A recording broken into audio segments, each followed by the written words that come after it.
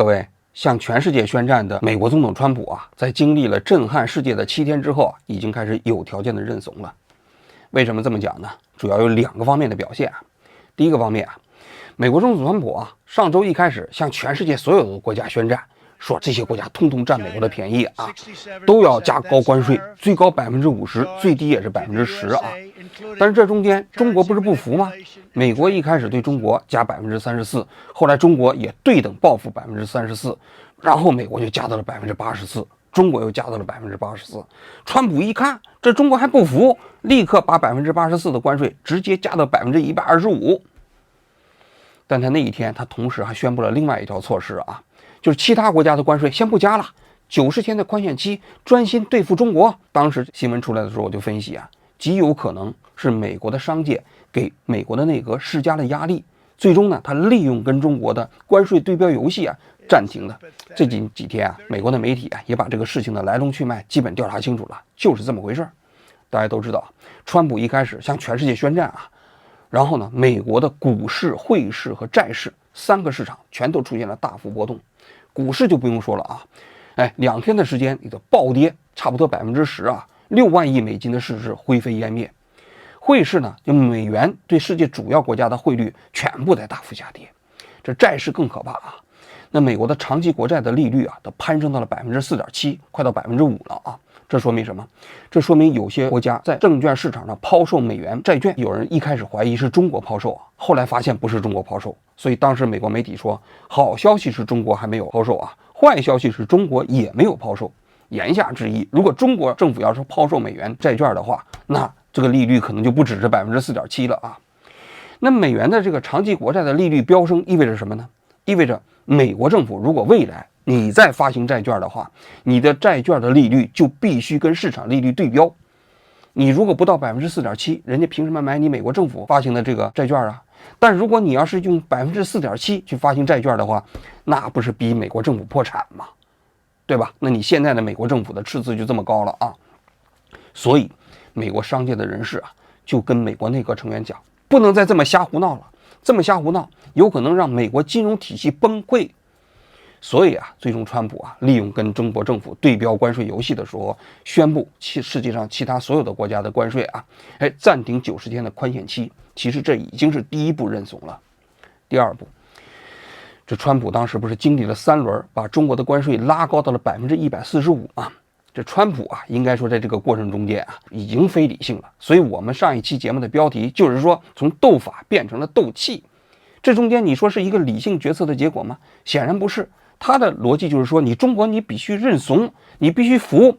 如果你不认怂，我就一直给你加，一直加到你认怂为止。这哪是一个大国正常的经贸往来过程中谈判的正常态度啊？不是啊。他认为中国一定会认怂，结果没想到4月11号，中国的商务部正式官宣，把美国出口到中国的商品啊，关税也加到125%。就在这次回复的过程中，中国的商务部也讲了啊，他说125%的关税在经济上已经没有什么意义了，那双方肯定是硬脱钩嘛。所以美国政府如果要继续在这个关税游戏的基础上加关税的话，中国不予理睬了。言下之意就是你继续耍流氓，我不陪你玩这个流氓游戏了。但是如果美国政府你继续伤害中国的利益，中国不会退缩的，会奉陪到底。应该说啊，这个回复啊还算是有理有利有节。那么这个新闻传到美国之后啊，按照川普过去的逻辑，你不中国加一轮，美国继续加吗？那川普就应该从145%的关税直接加到200%啊！你中国不是不服吗？加呀！中国再不服继续加呀，加到300%、500%、1000呢，对不对？这才符合川普过去1周的逻辑吗？结果他没加，不但没加，在上个星期六啊的午夜，他在飞往迈阿密的途中，他宣布对20类从中国出口到美国的商品啊实行关税豁免。哪20类呢？包括手机，包括半导体，包括一些电子产品等等，就这些啊。这东西可不得了啊，因为这些啊就大概占到中国出口美国商品的1/4。我在这里给大家分析一下。首先是第一类，就是手机。手机中国出口到美国啊，每年的年度啊，这个出口额是417亿美元。这中间主要就是苹果手机，苹果手机大家都知道，你看苹果手机后面写的美国制造，虽然是美国制造，但其实制造地都不在美国，都在中国，现在也有印度就中国大概生产80%，印度生产20%那如果你要是把中国生产的美国制造的手机运到美国之后收取高关税的话，那不就等于惩罚美国自己的企业吗？有人都算了别说145%了，就是54%的关税，苹果手机现在卖$1600的那个型号到美国就得卖$2300。假如说你要是加到145%，那苹果手机在美国市场一部手机肯定是动辄就是3、4千美元，甚至5、6千美元。那你想想，那美国消费者还买得起吗？是不是？你再出口到别的国家，你还卖得动吗？这不就是惩罚自己吗？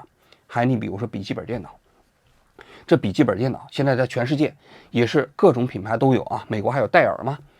但是全世界所有的笔记本电脑中间，代工的企业几乎全都是中国的，差不多中国的产量占到全世界的70%到80%。那如果你要是对这些笔记本电脑也征收145%的高关税，那美国的这些笔记本的企业也完蛋了。还比如说那个显示器，还比如说固态硬盘等等这些电子产品对美国今天的这个生活也好，企业来也好都是至关重要的。但是现在如果你要是实行高关税的话，对于美国来说是不可承受之重。所以在这种情况下，川普开始宣布这些企业的关税豁免了。那今天早上他又说了不是豁免，是重新分类。那重新分类之后，那个芬太尼的那一部分还不免，还要加20%。但是你不管是重新分类也好，还是豁免也好，你毕竟没有在中国加到125%的基础上，你继续对标吗？那你还不是认怂了吗？就是你的逻辑中断了。当然了，我这个分析有些人可能不服气说人家川普在定点打击中国，不是为了打击美国，所以对美国不利的当然要豁免了但我不太同意这个看法。为什么呢？如果你要是豁免一开始宣布关税的时候对标的时候你就列出一个豁免清单，那说明你算是明白这个战略目标。但是一开始没有所有从中国出口到美国的通通加到125%，结果事隔几天之后你才发现不对，然后你才进行豁免，然后豁免的这个期限上诉到了4月5号。那你4月5号的时候你为什么不宣布那就说明它是一个着不性的这个政策，打补丁，明明没想到，明明受到了巨大的市场压力，不得不这么做。第二，美国政府现在也透露了现在正在透过中间人跟中国政府进行沟通，就这个关税问题不等习近平的电话吗？一直没等来吗？等不来没办法，找中间人跟中国政府去沟通去了。所以在我看来，这两个方面就是说明美国政府在这一轮的关税大战过程中认怂了。那接下来的问题就是为什么特朗普跟中国的关税对标的游戏过程中认怂了呢？这个路透社今天发了一篇文章，我觉得说的挺有道理的。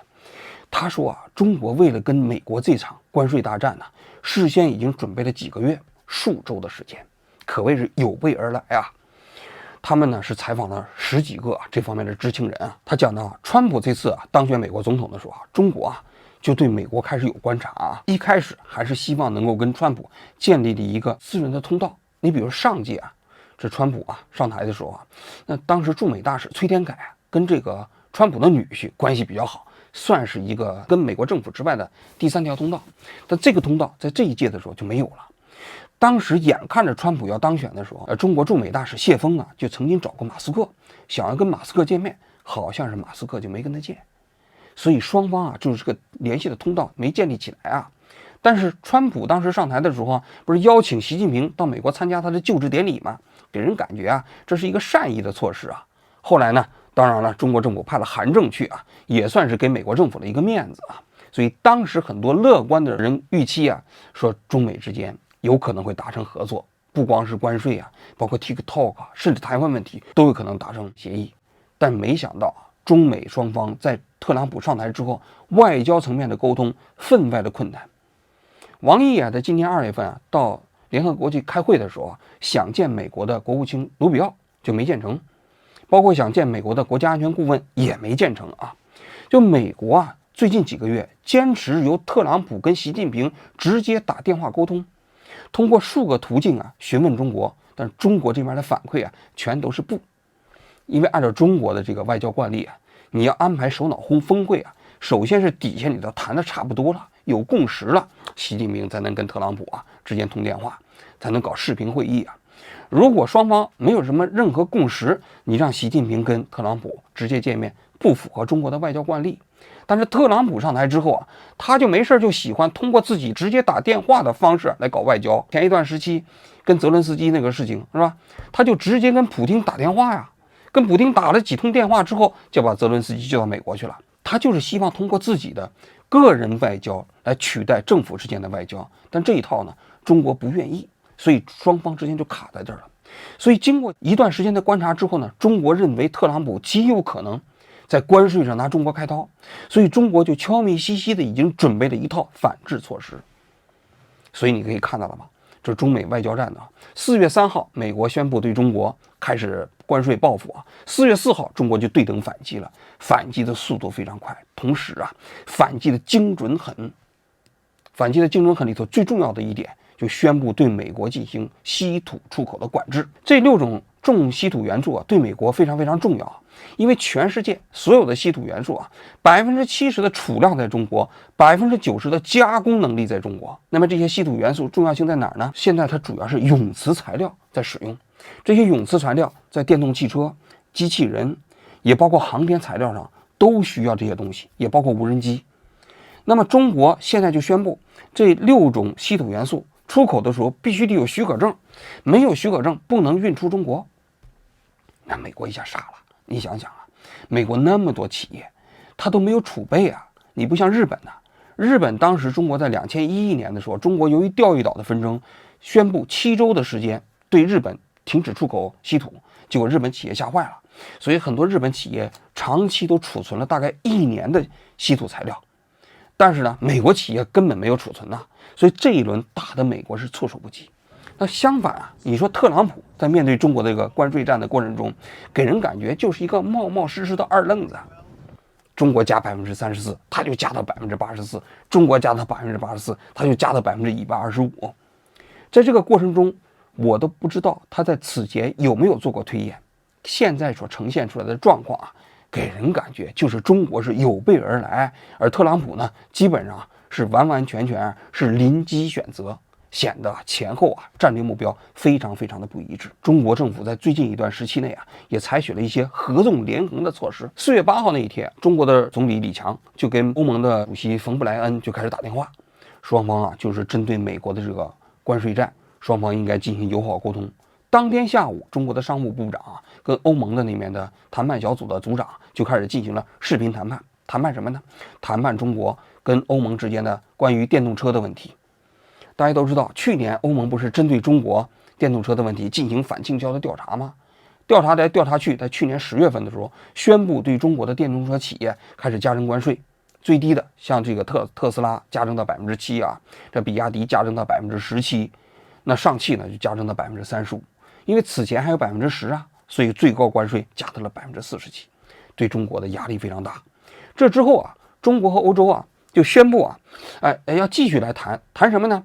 就中国希望的方案就是说我中国卖给你欧洲的这些电动汽车我可以设定最低价，就是我价格我不用搞得特别的低，同时呢也可以进行数量管制。但是这个谈判双方一直没有什么进展。但没想到美国对中国和欧洲开始拉起了关税战之后呢，促使中国和欧盟开始走到了一起。所以4月8号，中国跟欧盟开始视频谈判，2天之后，中国和欧洲就官宣了，说双方已经达成了原则共识，就是中国跟欧盟之间由关税问题设定为中国的电动汽车在欧洲设定最低价和最高销售数字。在我看来，如果要是没有美国特朗普的这通操作中国和欧盟还不一定能够这么快就达成这样的一个原则共识呢。所以你看到了吗？中国和欧盟在迅速的在靠拢这是一个方面。第二个方面，那西班牙的首相最近几天不是访问中国吗？中国就宣布这个解除西班牙那些猪肉的对中国出口的限制。因为去年中国不是跟欧盟就电动车、汽车关税问题产生矛盾的时候，西班牙一开始反对，所以中国就开始报复西班牙，说你西班牙的那些猪肉产品不能进口到中国了西班牙是欧洲的农业大国啊，它也是养猪大国。这养猪大国中间，它那猪蹄啊、猪脑袋呀，还有那个猪下水啊，欧洲人都不吃啊，主要是进口到中国，中国喜欢吃嘛。那么中国现在跟美国啊进行关税战之后，过去都从美国进口这些猪下水嘛，中国马上免除了跟西班牙的这个限制，从西班牙进口，拉拢西班牙，西班牙很高兴啊。据说这一部分的贸易额每年也不低40多亿美元啊，对西班牙来说也蛮重要啊。与此同时，大家可以看到了，中国政府宣布4月14号到18号，习近平要对越南、柬埔寨和马来西亚这3个国家进行访问。这个访问呢，其实也是应对美国的这个围堵政策啊。越南跟中国啊，最近2年啊，这贸易增长非常迅速啊，双方的贸易总额差不多去年已经超过了2500亿美元。当然了，中国也是非常大的一个贸易顺差国啊。越南卖到中国的主要是一些农产品，数量呢大概是600亿到700亿美元，而中国出口到越南的主要都是一些工业品，尤其是中国现在的很多中国制造啊，大量的工厂都转移到越南去了，所以中国经越南转口再卖到美国、墨西哥这些国家，也成为了中国绕开美国关税壁垒的一个非常重要的通道。所以你看，中国和越南这2年关系开始急剧密切起来了。2023年，习近平刚刚访问过越南啊，时隔2年之后，习近平又访问越南，这是很罕见的呀。那柬埔寨是过去9年了没访问过啊，马来西亚呢是过去12年没访问过。但你想想，中国的近邻，这个日本也包括韩国，你看中国的首脑互访已经多少年没进行了，但越南为什么这么频繁的互访？就越南现在在中国的经贸版图上的位置非常重要。与此同时，随着越南现在也慢慢进入到一个工业化国家之列之后啊，中国和越南之间也面临的一些贸易摩擦。你比如说，就是今年的4月初，越南宣布对中国的钢铁啊实行反倾销调查，要征收这个反倾销税，要征收35%。事情的原委是什么呢？现在越南是中国第1大的钢材进口国，大概有900万吨，不得了啊！就是中国钢材出口的12%出口到越南这一个国家了。但是越南最近利用中国的一些民营企业在越南开始建厂，说第1年的产量就有600万吨。那越南自己建了这个厂子之后，对中国进口到越南的钢材呢，就开始想办法征收反倾销税。所以你可以看到了吗？习近平现在访问越南，就是要拉住越南，维持双方的贸易地位。就在今天，习近平还在越南的人民报上发表了一篇署名文章，同志加兄弟啊！越南跟中国在南海还有领土纷争，那领土纷争可比钓鱼岛严重的多。那中国看来，那南海20多个岛礁都被越南占领了，但中国没事儿，现在还在北部湾双方联合巡逻呢。可以看到了吗？领土问题在大国博弈过程中其实根本不是个事儿。跟越南之间的好起来之后，南海的问题也就此不提了，就一定要拉住越南。让越南不要倒向美国，围堵中国，同时呢，要稳住中国的大后方，就中国的这些中国制造出口，如果中国制造不能直接出口到美国，要通过越南、柬埔寨、马来西亚这个国家再转移到出口到美国。通过这一系列的措施啊，大家可以看到了，美国对中国的这一次所谓的贸易战，在我看来应该说它的胜算已经非常不大了。就包括今天上午，中国的海关总署说天塌不下来，就今年的1到3月份出口额也超过了10万亿人民币，跟去年相比又增长了1.3%。那这次特朗普的这个贸易战到底应该如何收场呢？我个人有几点预测，大家来听我分析一下。第一个方面，就中国现在和美国现在关税，一个是拉高到了125%，一个是拉高到了145%，这是一个非理性关税。这个非理性关税导致的结果就是双方硬脱钩。这种硬脱钩，从美国的角度来讲，从中国的角度来讲，其实都不现实。我看过一篇文章分析的挺好，美国这次拉高到这么高的关税水平特朗普会面对美国民众的强烈的反对。为什么？如果你一次就拉高20%、10%，首先呢，这个关税有可能被中国的供应商所承受消化。另外一个呢，中国不能承受，它慢慢转移到越南、马来西亚这一部分劳动力价格更便宜的地方最终美国的消费者感受不到痛感。为什么？因为最后都被那些国家自己消化掉了嘛。但是你一下子拉到了145%，这个不可能转移嘛。最终一定是美国的消费者买单，那会让美国的消费者感觉非常疼。你就比如说苹果手机，你一下子涨到3000、4000美元一部，那美国的消费者能干？那不把川普给骂死？所以这种方式实际上是对他自己最不利的。在我看来，这个政策不可持续。我大胆预言啊，这个短则半年，长则1年，中国和美国一定会就关税问题达成一致。就是这种所谓的非理性的贸易战，一定不可能长久持续。因为中美双方尽管是这个双方意识形态不对付啊，但在经济层面上算是你中有我，我中有你，双方可以去风险化，但无法彻底的断钩。这是第一个方面啊。第二个方面，就川普的这一轮瞎操作啊，我个人觉得等于把全世界都吓坏了，而且把美国过去几十年所积累的他作为世界领袖的这种国际上的道德感召稿挥霍殆尽。你想想，川普他自己也在那说这个世界上这么多国家都排着队准备亲我们的屁股什么什么之类的。那前天不是英国有个记者就问英国的首相吗？说你怎么看川普说的这句话？你有没有去排着队去亲川普的屁股啊？英国的首相就说了，美国跟我们是80年的盟国了，历史上是不是这个欧洲和我们之所以有这种和平，全都靠美国，所以我们要认真理性的对待美国。言下之意就是把特朗普跟美国分开了，说特朗普是个混球，我们别把他这话当真。美国毕竟是我们的盟国嘛。但你想想，美国跟特朗普能完全分开吗？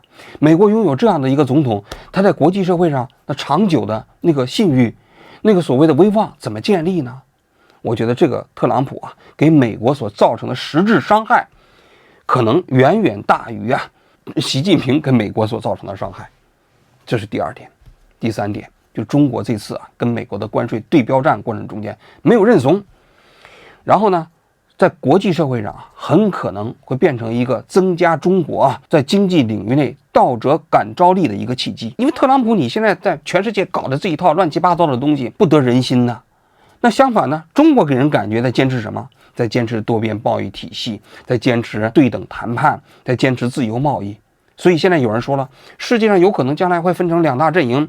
第一个以北京为中心，坚持自由贸易，叫新北约。第二部分呢，就是以华盛顿为核心包括俄罗斯这些国家凑在一起坚持计划经济，坚持这种关税壁垒，最终呢，这叫新华约。所以历史的讽刺莫过如此如果美国再这么折腾下去，在我看来习近平真的是有可能作为中国崛起过程中间的一个抬轿人。好了，我今天就讲到这里，谢谢大家。I'm telling you, these countries are calling us up, kissing my ass. They are dying to make a deal. Please, sir, make a deal. I'll do anything, sir.